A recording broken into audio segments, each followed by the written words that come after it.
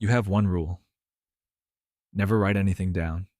Everything lives in your head: names, dates, wire transfers, affairs, murders made to look like accidents. The kind of information that ends careers, ends marriages, ends lives. Right now, at this moment, you know enough to collapse 3 governments, bankrupt 2 of the world's largest corporations, and send 17 billionaires to prison. But you won't, because that would end you too. You didn't start here. You didn't plan any of this. You were just good at your job. Too good. And somewhere between the first secret and the 1000th, you stopped being a lawyer and became something else entirely. Something people fear, something people need. This is the story of how you got here and why you can never leave. You grew up with nothing, not the romantic kind of nothing people say in interviews, the real kind. The kind where your mother works 2 jobs and the heat gets shut off in January. So you study obsessively. You outwork everyone in every room you enter. You get into a top law school, full scholarship. You are the only person in your class who doesn't have a family name on a building. You notice this immediately, and you decide it doesn't matter. You graduate near the top. You join a white shoe firm in Manhattan, the kind of firm where the carpets cost more than your first apartment, where partners don't shake your hand, they assess you. You fit in by being invisible and indispensable at the same time. Then one afternoon, a senior partner calls you into his office, closes the door, and says 4 words that change your entire life. We need your discretion. The client is a hedge fund manager worth $8 billion. His name is in newspapers. His face is on magazine covers. He has a problem. 3 years earlier, he moved money through a series of shell companies in the Cayman Islands to avoid a regulatory investigation. The paper trail is thin, but it exists, and a federal prosecutor has just started pulling threads. Your job is simple: make the thread disappear. You tell yourself this is just legal strategy. This is what lawyers do. You spend 6 weeks restructuring documents, reframing transactions, building a legal argument so technically perfect that the prosecutor can't touch it. The case closes, the client walks. He sends a bottle of 1982 Petrus to your apartment. No note. You drink it alone. You don't sleep well that night. But the discomfort fades faster than you expected. That's the first sign. You don't notice it yet. 3 weeks later, the same partner calls again. Different client. Bigger problem. You say yes before he finishes the sentence. Word travels quietly at the top. It always does. Within 2 years, you are not a lawyer who handles cases. You are a lawyer who handles situations. The difference is everything. Cases have courts. Situations have consequences. You handle a tech founder's sexual assault settlement, a senator's offshore accounts, a pharmaceutical company's internal study that showed their flagship drug was killing people, and the plan to bury it. You become fluent in a language most people don't know exists. The language of controlled damage, strategic silence, legal architecture built to protect the guilty. Your fee increases every year. You stop billing by the hour. You bill by the problem. You move into a building with a private elevator. You hire a driver. You wear suits that cost $4,000 and you barely notice. The powerful are not smarter than other people. You learn this quickly. They are simply more protected, and now you are the protection. Every person at the top needs someone like you, and there is almost no one like you. The shift happens quietly. Even you don't fully see it at first. You start keeping notes, not on paper, not in any system your firm controls, encrypted, fragmented, stored across servers in 3 different countries under names that don't connect to you. Not to use, just to remember. That's what you tell yourself. But the truth is simpler and darker. You've watched too many powerful people destroy people who trusted them. You've seen clients turn on their own advisors the moment they became inconvenient. You decide that will never be you. Every meeting now has a layer beneath it. Every conversation carries a second meaning. You remember things clients say without realizing they've said them. Offhanded comments about competitors, mentions of transactions that shouldn't exist, confessions dressed as complaints. You file it all away. Your memory was always your best weapon. Now it becomes your insurance policy. You build it over a decade. You call it nothing. It has no name. It is a system so distributed and so carefully constructed that no single breach could expose it. Encrypted drives stored in safety deposit boxes across Zurich, Singapore, and Dubai. Digital files fragmented and mirrored across jurisdictions that don't cooperate with US law enforcement. A second identity established through a lawyer in Liechtenstein that you have never personally met. Inside this system, everything.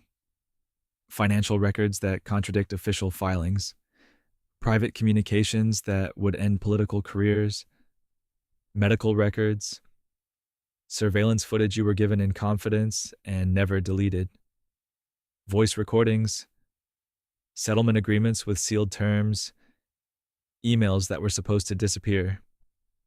One file alone, a sitting U.S. senator, a property deal in 2019, and a name connected to a foreign intelligence service could trigger a constitutional crisis. You do not plan to use any of it. You just need them to know it exists. That knowledge alone is the weapon. The files are almost secondary. The moment 3 of your most powerful clients quietly tried to have you removed from a deal, all 3 coincidentally within the same month, you arranged for each of them to receive a single anonymous document. Just one. From their own archive. Nothing was said. The removal attempts stopped. No one tested you again. You are now in rooms that don't appear on any schedule. Meetings that have no minutes. Dinners with no cameras. Phone calls made from devices that are destroyed afterward. You know which billionaire is buying which politician before the politician knows. You know which merger is happening 6 months before the market does. You know which government is destabilizing before the intelligence community files its report. You are not elected. You are not appointed. You hold no title that appears on any document. But 3 heads of state have called you directly in the last 18 months. Not their chiefs of staff, not their lawyers, them. A central bank governor once asked your opinion before adjusting interest rates. A tech company worth $400 billion restructured its entire board following a private conversation with you at a restaurant in Geneva. You didn't ask for this kind of power, but you stopped being surprised by it years ago. Power doesn't go to the loudest person in the room. It goes to the one who knows what everyone else is hiding. Your apartment is beautiful, utterly silent, overlooking a city of millions and somehow the loneliest place you have ever been. You haven't had a real friend in 11 years. You know this precisely because you counted once at 3 a.m. and the number was 0. Every relationship in your life now exists on a spectrum between asset and liability. You assess people automatically. You can't stop doing it. You meet someone new, and within 30 seconds, you are calculating what they want from you and what they might do if you became inconvenient. Your phone has 4 numbers you call regularly. All of them are professional contacts. You trust no one completely, not your assistant, not your driver, not the woman you see occasionally in Paris whose last name you have confirmed 3 separate times through independent sources. You sweep your apartment for listening devices every week. You have found 2 in the past 4 years, both placed by people who are no longer problems. You eat alone. You sleep 4 hours on good nights. You have recurring dreams about a courtroom where you are the defendant, and every person in the jury box is a client. You wake up before the verdict every time. It arrives on an unremarkable Tuesday. You are reviewing a document. A settlement for a family whose water supply was poisoned by a company you represent. The payout is substantial. The non disclosure clause is airtight. The family will never speak publicly about what happened. You have done this before. You will do it again. But today, for some reason, you read the names on the document. The parents, the children, their ages. You sit with that for a long moment. Then you open your calendar for the rest of the week. 11 meetings. Every single one of them is some version of the same thing. Protecting power, silencing consequences, ensuring the people at the top feel no friction from the world they damage. You have spent your entire life becoming indispensable to people you do not respect, in service of a system you have never believed in, using a mind that was capable of almost anything.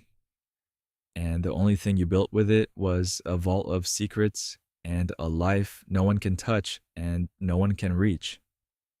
You are the most protected person you know. You are also the most trapped.